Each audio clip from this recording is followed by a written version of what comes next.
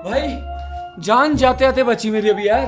भाई गर्मियां आ चुकी है और भाई मैं बोर हो रहा हूँ। मैं सच बता रहा हूँ भाई, पता नहीं क्यों, पर जैसे ही गर्मियां स्टार्ट होती है ना भाई, मेरे अंदर बोरियत आ जाती है बहुत ज्यादा। इसलिए मैं ये हरकत कर रहा था, इस डंडे के साथ खेल रहा था भाई। थोड़ा सा मैं कुछ निंजा हथौड़ी बनने की कोशिश कर रहा था। हाँ, मेरा दिमाग गाइस बहुत ज्यादा बोरियत से भर चुका है भाई। समझ नहीं आ रहा क्या करूँ यार।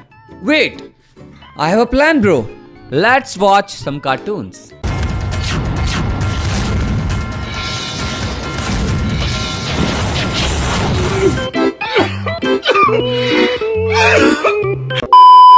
तो गाइस आज हम लोग देखने वाले हैं शिनचैन बैंड हॉरर एपिसोड, जो कि horror candle and toon tower duo. भाई के चैनल को मैंने सब्सक्राइब एंड लाइक तो कर दे भाई वीडियो को। भाई आज हम 2 हॉरर शिनचैन की स्टोरीज के ऊपर नजर मारने वाले भाई। बहुत मजा आएगा बहुत भाई। वेट, मैं किसी और अकाउंट से देख रहा भाई वीडियो को। वाओ यार, मेरा प्रीमियम ही अनेबल नहीं है यहाँ पे। कोई ना, छोड़ो भाई फिलहाल के लिए, सीधा स्टार्ट करते हैं। चलो, एपिसोड के स्टार्टिंग में प्रिंसिपल सर आते हैं और कहते हैं कभी कभी अपने सामने देखी गई चीजों पर विश्वास नहीं करना चाहिए। इसके बाद हमें स्कूल का सीन दिखाया जाता है, जिधर हमें पता चलता है कि प्रिंसिपल सर सारे स्टूडेंट्स के साथ एक स्कूल में नाइट आउट कर रहे हैं। फिर वेट अ सेकंड भाई, नाइट आउट के लिए कौन से प्रिंसिपल रुकते हैं? मेरे को समझ नहीं आ रहा भाई। है और स्कूल के अंदर नाइट आउट कौन करता है? कहीं बाहर लेके जाओ, पहाड़ों पे लेके जाओ, वहां नाइट आउट करो यार। खैर छोड़ो, आगे देखते हैं। चांद बोलने लगता है कि इतने रात के अंधेरे में मुझे डर लग रहा है। कज़ामा फिर उसको बोलने लगता है कि इतने सारे टीचर्स के प्रेजेंट होने पर डर लगने का कोई मतलब ही नहीं बनता। योशिनागा मैम भी सभी को एश्योर करने लगती है कि डरने की कोई बात नहीं है, हम सब टीचर्स इधर पर है। उसके बाद प्रिंसिपल ऐसा नहीं हो सकता कि तुम लोगों के साथ नाइट आउट में आकर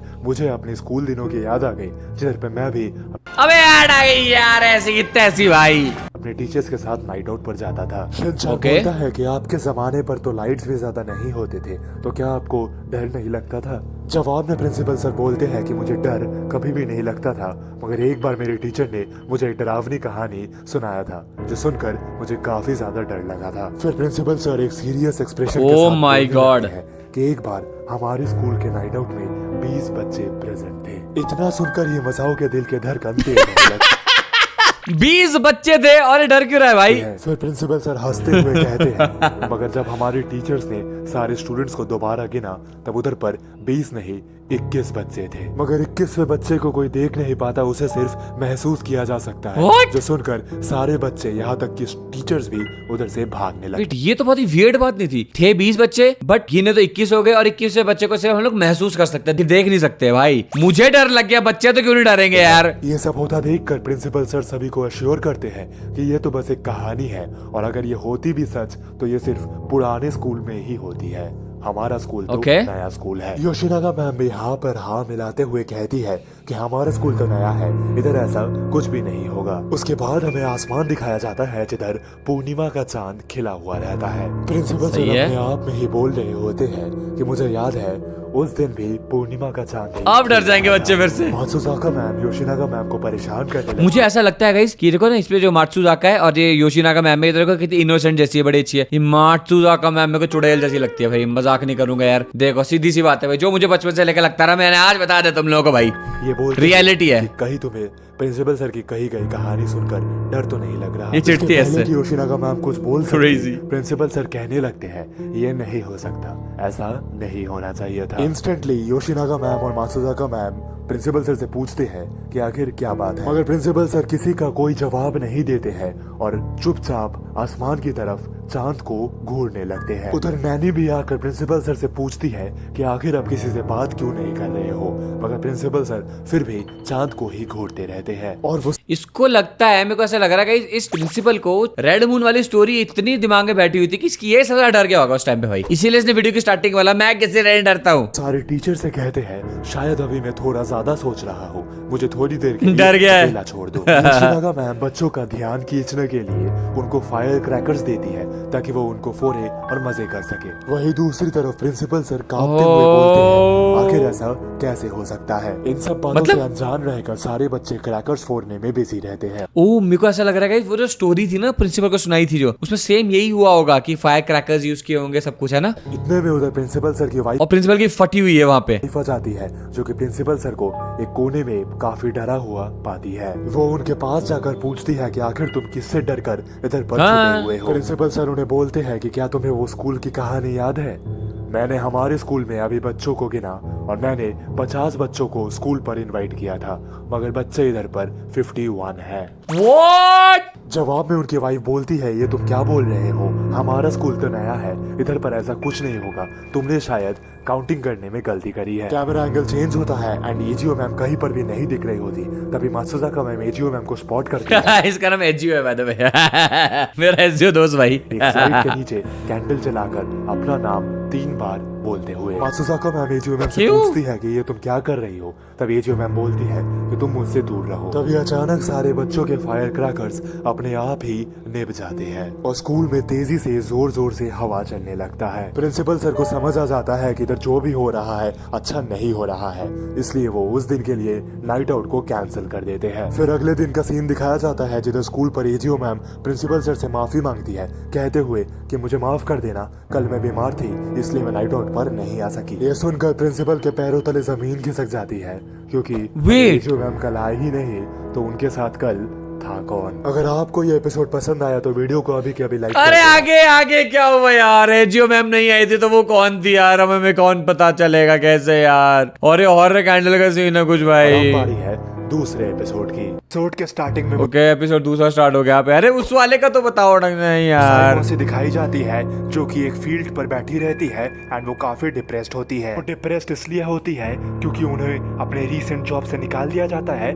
बिकॉज वो बहुत लेजी है। इसी बीच मुसाई मौसी देखती है कि आसमान में अचानक से बहुत ही डरावने काले बादल छा जाते हैं। देखकर वो काफी ज्यादा शॉक हो जाती है क्योंकि 1 मिनट पहले ही सूरज खिल रही थी और पलक झपकते ही वो बादल वहाँ से पर ये लड़की कौन है भाई, कौन है लड़की? गायब हो जाते हैं एंड उसे पीछे से किसी की आवाज सुनाई देती है। वो आवाज और किसी की नहीं बल्कि शिनको चैन की होती है। वो मुसाई को बताती है कि उसका नाम शिनको है एंड मुसाई उससे पहली बार मिल रही होती है। तभी शिनको मुसाई से पूछती है कि आपका चेहरा इतना लटका हुआ क्यों है, आप इतने दुखी क्यों हो। तब मुसाई उसे कुछ भी बताने से इनकार कर देती है क्योंकि वो पहली बार शिनको से मिल रही है एंड उसे शिनको पर ट्रस्ट नहीं है। तभी मुसाई उससे पूछती है कि तुम इतने शाम को इतने काले बादलों के बीच में इधर क्यों आई हो।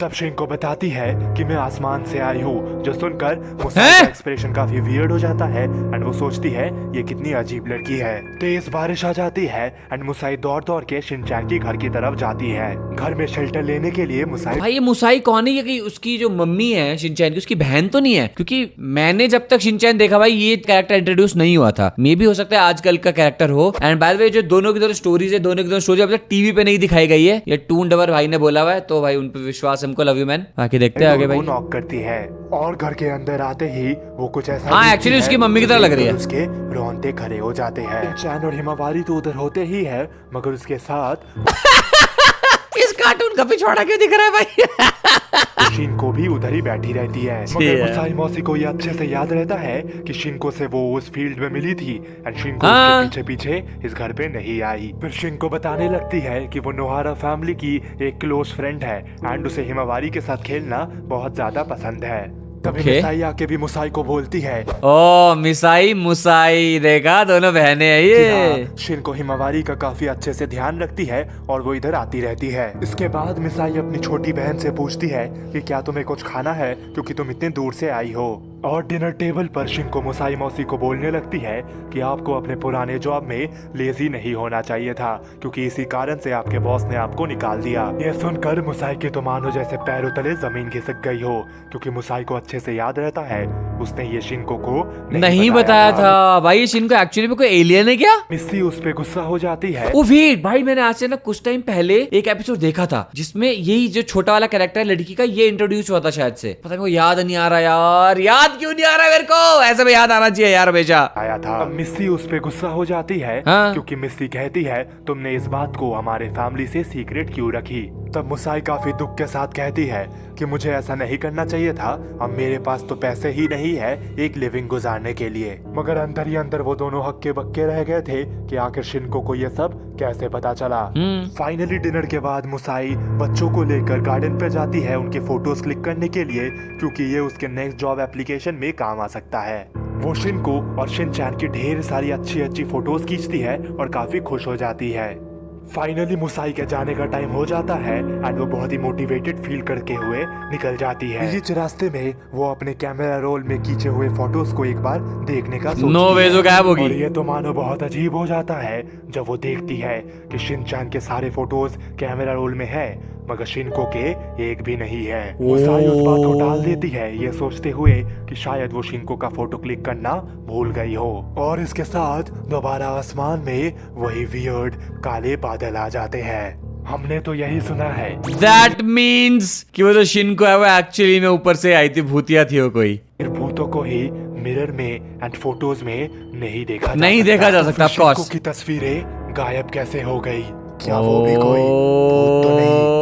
वो एलियन भूत है भाई कोई। Crazy man. और ये वाला एपिसोड अब तक टीवी पे आया नहीं तो तुम लोगों ने देखा नहीं होगा गाइस। ये सही है भाई। टून टपर भाई के चैनल को जाके सब्सक्राइब जरूर करना गाइस, ठीक है ना, क्योंकि ये बहुत अमेजिंग वीडियोस लाते हैं इस टाइप की, तभी हम लोग देख पाते हैं, है ना।